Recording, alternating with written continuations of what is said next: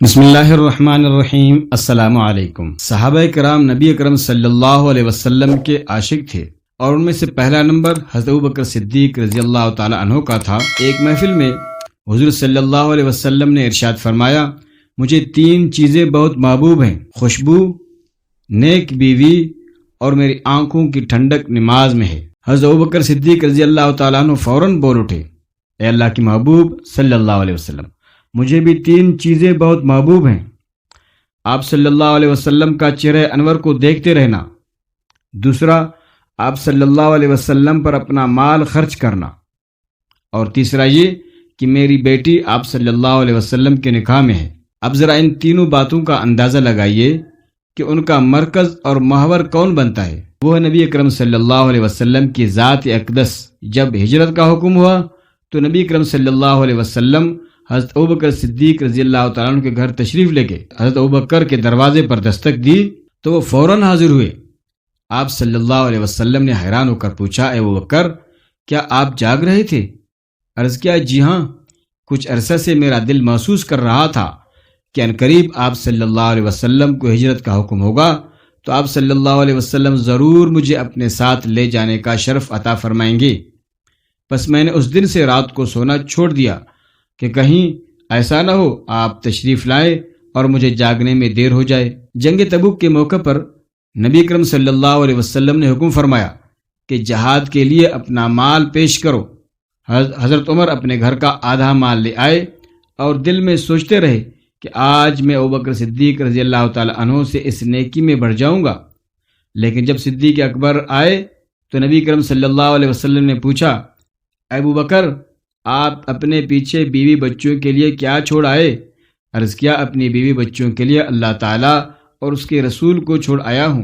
جب نبی اکرم صلی اللہ علیہ وسلم کا وصال مبارک ہوا تو صدیق اکبر نے اپنا غم ان الفاظ میں ذکر کیا۔ اپنے نبی اکرم صلی اللہ علیہ وسلم کو وفات یافتہ دیکھا تو مکانات اپنی وسعت کے باوجود مجھ پر تنگ ہو گئے۔ اس وقت آپ صلی اللہ علیہ وسلم کی وفات پر میرا دل لرز اٹھا اور زندگی بھر میری کمر ٹوٹی رہے گی۔ کاش میں اپنے آقا صلی اللہ علیہ وسلم کے انتقال سے پہلے قبر میں دفن کر دیا گیا ہوتا اور مجھ پر پتھر ہوتے۔ جب غار ثور میں پہنچنے کے لیے پہاڑ پر چڑھنے کا وقت تھا تو نبی کرم صلی اللہ علیہ وسلم پاؤں کے پنجے لگا رہے تھے، پورا پاؤں نہیں رکھ رہے تھے۔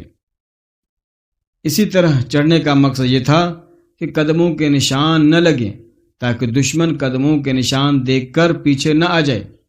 جب حضرت صدیق اکبر نے یہ دیکھا کہ محبوب صلی اللہ علیہ وسلم زمین پر پورے پاؤں نہیں لگا رہے، فقط پنجے لگا رہے ہیں، تو آپ صلی اللہ علیہ وسلم سے عرض کیا، اے اللہ کے محبوب، ابوبکر حاضر ہے، مہربانی فرمائیے، آپ میرے کندھوں پر سوار ہو جائیے۔ چنانچہ نبی کریم صلی اللہ علیہ وسلم ان کے کندھوں پر سوار ہوئے اور وہ نبی کریم صلی اللہ علیہ وسلم کو لے کر غار ثور تک پہنچے۔ عشق و محبت کی یہ داستان بھی عجیب ہے کہ غار ثور میں جس سوراخ پر سیدنا صدیق اکبر نے پاؤں رکھا ہوا تھا اس میں ایک سانپ تھا۔ اس نے حضرت ابوبکر صدیق کے پاؤں مبارک پر کاٹ لیا۔ جیسے ہی سانپ نے کاٹا، ابوبکر صدیق کو تکلیف ہوئی اور زہر نے اثر کیا۔ ادب کی وجہ سے زبان سے کوئی لفظ نہ نکالا، کہیں میرے محبوب صلی اللہ علیہ وسلم کی نیند میں خلل نہ آ جائے، لیکن درد کی وجہ سے آنکھوں سے آنسو آ گئے، اور یہ سعادت بھی اللہ تعالیٰ نے سیدنا صدیق اکبر کو دینی تھی کہ جب آنسو گرا تو زمین پر نہیں بلکہ نبی کریم صلی اللہ علیہ وسلم کے رخسار مبارک پر گرا۔ چہرہ اقدس پر آنسو پڑتے ہی نبی اکرم صلی اللہ علیہ وسلم کی آنکھ کھل گئی۔ آپ صلی اللہ علیہ وسلم نے پوچھا، اے ابوبکر، کیوں روتا ہے؟ ارے رحمت للعالمین تو تیری گود میں ہیں، اس حال میں بھی روتا ہے، اس کی کیا وجہ ہے؟ سیدنا ابوبکر صدیق رضی اللہ تعالیٰ عنہ کے آنکھوں میں آنسو تھے۔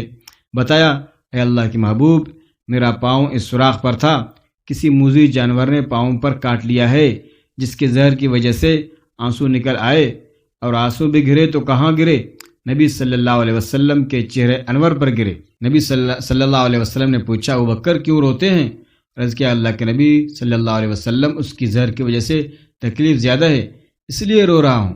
چنانچہ تاجدار مدینہ سرور کائنات فخر موجودات سیدنا محمد صلی اللہ علیہ وسلم نے اپنا لعاب مبارک اس زخم کے اوپر لگایا، جس کی وجہ سے تکلیف بھی جاتی رہی اور زخم بھی ٹھیک ہو گیا۔ 3 روز کے بعد غار ثور سے نکل کر مدینہ منورہ کی طرف روانہ ہوئے تو نبی صلی اللہ علیہ وسلم نے دیکھا کہ ابو بکر کبھی پیچھے چلتے ہیں، کبھی دائیں، کبھی بائیں۔ نبی صلی اللہ علیہ وسلم نے فرمایا، ابو بکر یہ کیا معاملہ ہے؟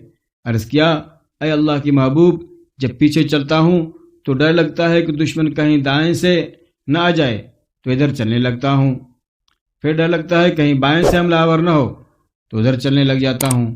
جس طرح شمع کے گرد پروانہ چکا لگا رہا ہوتا ہے، ایک عاشق صادق اپنے محبوب صلی اللہ علیہ وسلم کے گرد یوں چکر لگا رہا تھا۔ جب نبی صلی اللہ علیہ وسلم ام معبد کے گھر کے قریب پہنچے تو بھوک کی وجہ سے آگے سفر جاری رکھنا دشوار ہو رہا تھا۔ حضرت ابوبکر صدیق نے ام معبد کی اجازت سے بکریوں کا دودھ نکالا، نبی علیہ السلام کی خدمت میں پیش کیا۔ جب نبی علیہ السلام نے خوب جی بھر کر پی لیا تو ابوبکر کو خوشی ہوئی۔ عشق نبوی کی یہ کتنی پیاری مثال ہے کہ دودھ تو محبوب صلی اللہ علیہ وسلم نوش فرما رہے ہیں اور محبت حقیقی کا دل خوشی سے پھولا نہیں سماتا۔ حالانکہ بھوک صدیق کو نڈال کر رہی تھی۔ جب مدینہ طیبہ پہنچے تو اہل مدینہ نے دونوں مہمانوں کا استقبال کیا۔ ایسی ویڈیوز کے لیے ہمارے YouTube چینل کو سبسکرائب کیجیے۔ اللہ حافظ۔